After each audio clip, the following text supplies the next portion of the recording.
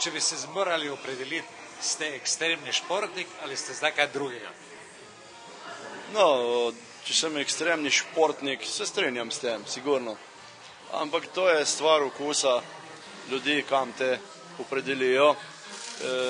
Jaz sem kot športnik sveta bil nominiran kot športnik v alternativni disciplini. Vi ste tudi kandidirali za Laureusa v Monaku. Laureus, ja. Takrat vas je odnesel en Američan, ja. Armstrong je bil takrat? Ja, Armstrong je bil takrat in dobil Laureus, ja.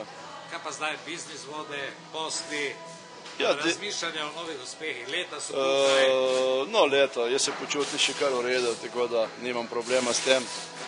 Dela imam takega lušnega, veliko, pišem, ukvarjam se s knjigam, predavam, snemam razne reklame. Najbrž bomo nov film tudi začeli delati, ampak zdaj prihaja nov film moj šele ven, pa se že v drugem pogovarjamo. Tako da prišlo nekje tisto ven, kar sem si mogoče tudi sam želel, ker to moje sporočilo, ki sem ga dajal v svet, je vendar naletelo na pravi ušesa in sem tudi najdel tisto pravo mesto na tem planetu. Se vam zdi, da pravo plačilo za vložen trud, delo, razmišljanje, filozofijo? Po 30 letih je to prišlo na dan.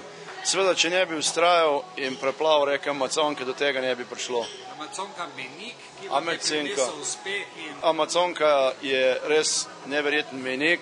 Nisem pričakoval, da bo to v svetu tako odmevalo. Sploh na pravo ušesa, da to naleti. Celo ta mednarodna organizacija, ki je pred kratkim ustanovljena septembra v Braziliji, zbira praktično že milijarde ameriških dolarjev za ohranjanje prepotrebnega tega deževnega gozda. Za ohranitev pljuč sveta, tako, ja. Spred, da se zajadrali tudi v ekološke kroge. Ja, jaz sem dobil v Bratislavi tudi to nagrado, Ekotop, ki je tudi Al Gore dobil, med drugimi tudi Jacques Cousteau. In ta nagrada mi veliko pomeni, pa seveda za področje ekologije. Tudi tam sem jo opazil, dobil sem jo pa ravno tako, kot je dobil Al Gore, zaradi filma, te populacije, kako je ekologija potrebna temu svetu, global warming. Opazili so tudi mene, moje izjave, kajti svet se mora zavedati, da mi svet uničujemo in da to moramo počasno nekako preprečiti.